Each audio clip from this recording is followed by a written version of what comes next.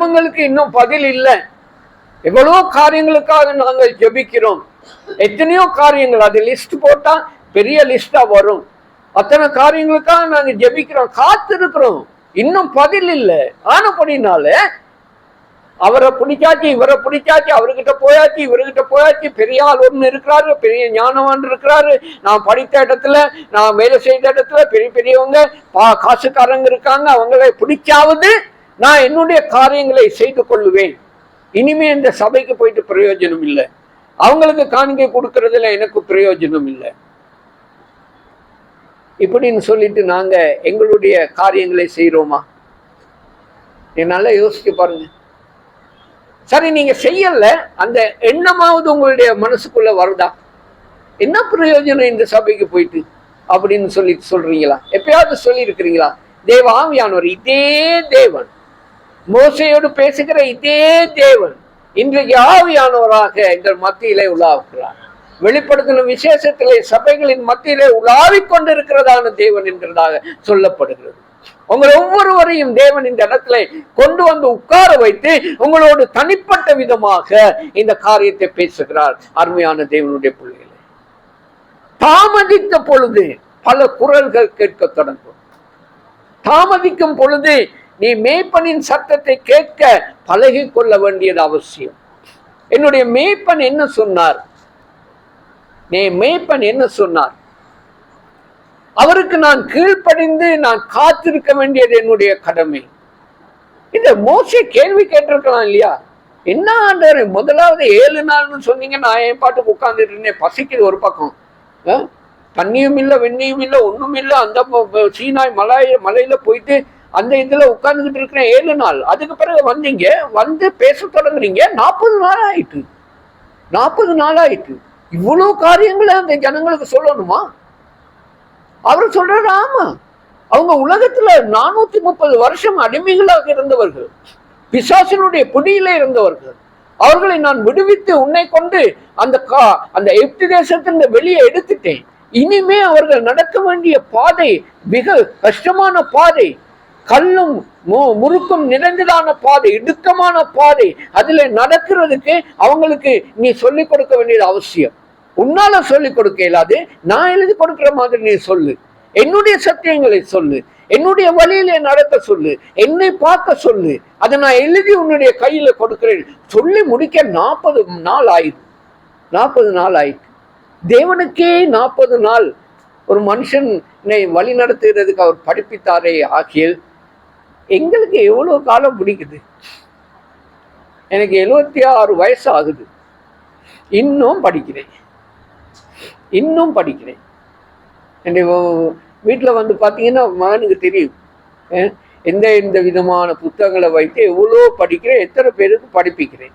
இன்னும் இது தெரியல எனக்கு, இதுக்குள்ள என்ன இருக்கு, ஏன் இப்படி சொல்லியிருக்கிறார்.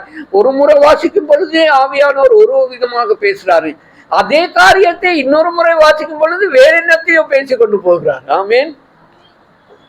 அவருடைய பாதத்திலே அமர்ந்திருந்தால் எவ்வளவு காலம் நாங்க அமர்ந்திருக்க வேண்டும், எப்படி நாங்க படிக்க வேண்டும்ங்கிறது இந்த வாழ்க்கை போதாது. அவ்வளவு காரியங்கள் உள்ளாலே இருக்கிறது. அருமையானவர்களே, தாமதித்த ஜெபம் தாமதிக்கும் பொழுது, நீங்க கேட்டு ஜெபித்திருக்கிறதான ஜெபம் தாமதிக்கும் பொழுது தேவனுடைய சத்தத்தை கேட்க நீங்க பழகி கொள்ள வேண்டும். தேவனுடைய சத்தத்தை கேட்க பழகி கொண்டுள்ளது மாத்திரமல்ல, அவரை பற்றி பிடித்து கொண்டே இருக்கிறதுக்கு பழக வேண்டும். அங்க இங்க அசைறது இல்லை.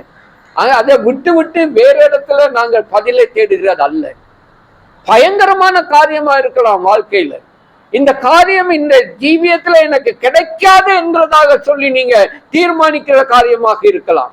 என்றாலும் தேவனுடைய பாதத்தை பிடித்து கொண்டே இருங்க.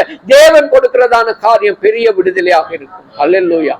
நாங்க தீர்மானிக்க கூடாது, நான் அப்படி செய்யறேன், இப்படி செய்யறேன், அந்த லோயரை பிடிக்கிறேன், இந்த லோயரை பிடிக்கிறேன், இந்த போலீஸுக்கு போறேன், இந்த போலீஸ், நோ, நத்திங். கடைசியில் அவ்வளவு குழப்பமான சூழ்நிலையிலே தேவனும் இல்லை பிசாசும் இல்லை என்கிறதான காரியத்துல நாங்கள் வந்து விழுந்துருவோம். பயங்கரமான காரியங்கள். ஆதலால் எங்களுக்கு முன் செல்லும் தெய்வங்களை உண்டு பண்ணுவோம் என்று சொல்லுகிறார்கள். ஆகவே நாங்கள் தாமதிக்கும் பொழுது என்ன நடக்கிறது? 24வது அதிகாரத்துல நீங்க திரும்ப ஒரு முறை பிரட்டி பாருங்க. அவங்க அன்றைக்கு சொன்னதான ஒரு காரியத்தை நான் உங்களுக்கு நினைவுபடுத்துகிறதுக்கு விரும்புகிறேன். 24வது அதிகாரத்துல 3வது வசனத்துல பாருங்க. மோசே வந்து கர்த்தருடைய வார்த்தைகள் யாவையும் நியாயங்கள் யாவையும் ஜனங்களுக்கு அறிவித்தான். அப்பொழுது ஜனங்கள் எல்லாரும் ஏக சத்தமாய் கர்த்தர் அருளின எல்லா வார்த்தைகளின் படியும் செய்வோம் என்று பிரதியுத்தரம் சொன்னார்கள். பாத்தீங்களா? அன்னைக்கு மோசே அவர்களோடு பேசும் பொழுது நான் போகணும், தேவனிடத்துல போகணும், இந்த காரியங்களை நீங்க செய்யணும் சொல்லும் பொழுது அவங்க என்ன சொன்னாங்க? கர்த்தர் அருளிய எல்லா வார்த்தைகளின் படியையும் செய்வோம் அப்படின்னு ஒரு உடன்படிக்கையை சொன்னாங்க. அதுக்கு பிறகு பாருங்க 7வது வசனத்துல உடன்படிக்கையின் புஸ்தகத்தை எடுத்து ஜனங்களின் காது கேட்க வாசித்தான். அவர்கள் கர்த்தர் சொன்னபடியெல்லாம் செய்து கீழ்ப்படிந்து நடப்போம் என்றார்கள். அங்க முதல்ல சொன்னாங்க சொன்னபடியெல்லாம் செய்வோம்னு சொன்னாங்க. இந்த 7வது வசனத்துல சொன்னபடியெல்லாம் செய்து நாங்க கீழ்ப்படிந்து இருப்போம் என்கிறதாக சொல்றாங்க. அதுக்கு பிறகு பாருங்க 8வது வசனத்துல அப்பொழுது மோசே ரத்தத்தை எடுத்து ஜனங்களின் மேல் தெளித்து இந்த வார்த்தைகள் யாவையும் குறித்து கர்த்தர் உங்களோட பண்ணின உடன்படிக்கையின் ரத்தம் இதுவே என்றான். மோசே என்ன செய்தான்? ரத்தத்தை எடுத்து, அந்த காலத்துல அது ஒரு சனங்காச்சாரமாக இருந்தது. ரத்தத்தை எழுதி தெற்று நீங்க சொல்லிட்டீங்க இல்லையா? நீங்க சொல்லிட்டீங்க இதுதான் உடன்படிக்கையின் ரத்தம். அப்ப உங்களுக்கும் தேவனுக்கும் ஒரு உடன்படிக்கை நீங்க ஏற்படுத்திட்டீங்க. நான் போறேன் ஆண்டவர் இடத்துல, நீங்க என்ன செய்றீங்க? ஆண்டவருடைய சத்தத்தை கேட்கிற ஜனங்கள், ஆண்டவருடைய சத்தத்துக்கு கீழ்ப்படுகிற ஜனங்கள், இது தேவனுக்கும் உங்களுக்கும் உடைய உடன்படிக்கை என்கிறதாக சொன்னாங்க.